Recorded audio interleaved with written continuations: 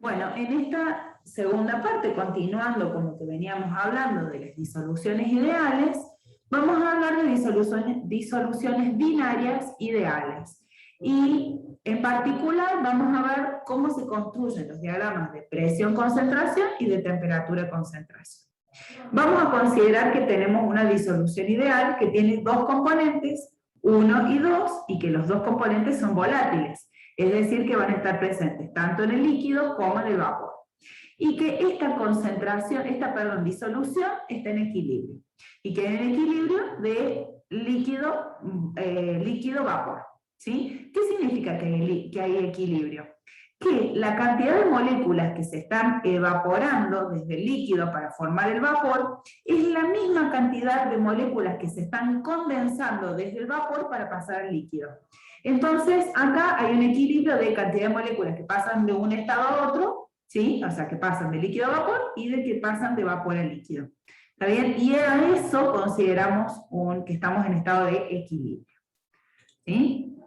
Bueno, en la disolución ideal vamos a trabajar con la ley de Raoult. Dijimos que esta disolución binaria tiene dos componentes. Es binaria, por lo tanto tiene el componente 1 y el componente 2. Y vamos a plantear la ley de Raoult para el componente 1 y para el componente 2. ¿Sí? Entonces decimos que la presión parcial del vapor, del componente 1 en el vapor, es igual a la concentración del componente 1 en el líquido por la presión parcial del componente 1 en el líquido.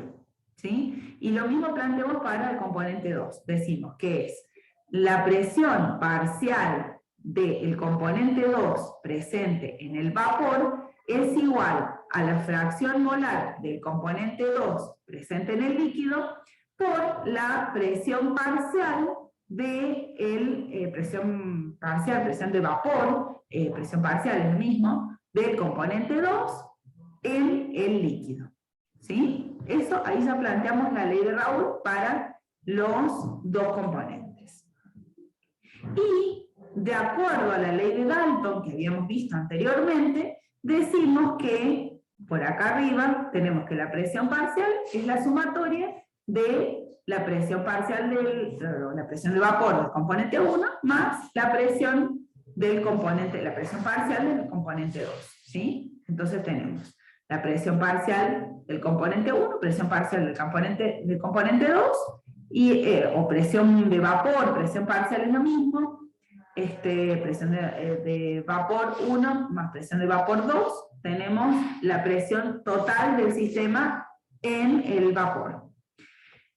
Y planteando la ley de Dalton, decimos que la presión parcial es la fracción molar del vapor por la presión total, y la presión parcial del componente 2 en el vapor es igual a la fracción molar del componente 2 en el vapor por la presión total. ¿Sí? Ya teniendo la ley de Raoult y la ley de Dalton expresando las mismas presiones parciales, lo que podemos hacer es tratar de encontrar una relación en lo que existe en las fracciones molares. ¿Sí? Lo que yo quiero hacer es ver qué es lo que pasa en estas concentraciones, porque no necesariamente la concentración del componente 1 acá en el líquido va a ser igual a la concentración del componente 1 en el vapor. Lo mismo pasa con el componente 2. No necesariamente la concentración del componente 2 en el líquido va a ser igual a la concentración del componente 2 en el vapor. Entonces, planteando la ley de Raoult y planteando la ley de Dalton, puedo encontrar estas relaciones. Lo ideal sería que ustedes lo hicieran después en el cuaderno, lo copiaran, yo les voy a mandar este PowerPoint, pero adicionalmente me gustaría que ustedes hicieran esta relación para sacar estas relaciones que son muy interesantes. Porque finalmente, fíjense que lo que yo voy a hacer, y sería muy interesante haberlo hecho en el pizarrón, sería relacionar esta presión parcial y esta presión parcial 2 y esta presión parcial 2. ¿Sí? Porque yo las voy a igualar, y al igualarlas, lo que voy a encontrar va a ser la relación de la presión parcial, bueno, la relación, digamos, de las fracciones molares. De hecho, creo que ahí hay algún pequeño error. Ya los voy a revisar, me gustaría que ustedes también las revisaran, porque fíjense qué es lo que yo puedo hacer. Puedo hacer la relación entre las presiones parciales, sumando las presiones parciales, puedo encontrar la presión total y encontrar la relación de la presión parcial 1 y la presión parcial 2 en función, perdón, puedo encontrar la relación entre la presión total en función de la fracción molar del componente 1 en el líquido, ¿sí? Entonces, de hecho, fíjense, si yo empiezo, digamos, a graficar estas ecuaciones, fíjense que voy a tener estas ecuaciones, ¿sí? Que son muy, muy interesantes, porque yo voy a tener esta, la presión parcial 1 en función de XL, la presión parcial 2 en función de X sub 1L también, y la sumatoria, que serían las presiones, la presión total, ¿sí? De hecho, esta gráfica es muy linda para analizarla. La próxima clase la vamos a analizar, la próxima clase presencial la vamos a analizar de vuelta, así como analizamos el diagrama de Lingham, vamos a analizar este diagrama, presión, concentración, porque es muy, muy interesante y muy importante que ustedes lo tengan bien dilucidado para el parcial. ¿Sí? Fíjense que acá vamos a hacer lo mismo, vamos a deducir estas ecuaciones de la misma manera, y en este caso, para encontrar la relación de la fracción molar del componente 1 en el vapor, en función de la fracción molar del componente 1 en el líquido. ¿Sí? Y hacemos exactamente lo mismo que hemos estado haciendo hasta ahora. Fíjense que vamos a encontrar que la presión total en el líquido varía, ¿sí? Esta es cómo varía la concentración. Bueno, fíjense que acá vamos a encontrar las dos, ¿no? Tenemos la del líquido y la del vapor. Esta es perdón, yo dije líquido recién, esto es vapor. Esto es cómo varía la presión total en función de la fracción molar del componente 1 en el vapor, ¿sí?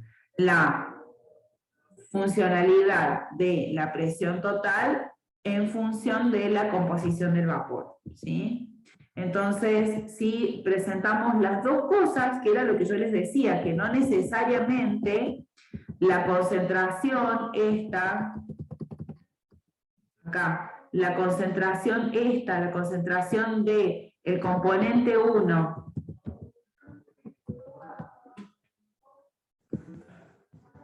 perdón, yo les decía que la concentración del componente 1 en el líquido no necesariamente iba a ser igual a la concentración del componente 1 en el vapor.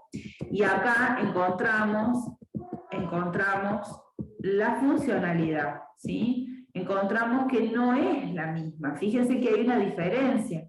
Y esta es la concentración del componente 1 en el líquido, y la línea roja es la concentración del componente 1 en el vapor.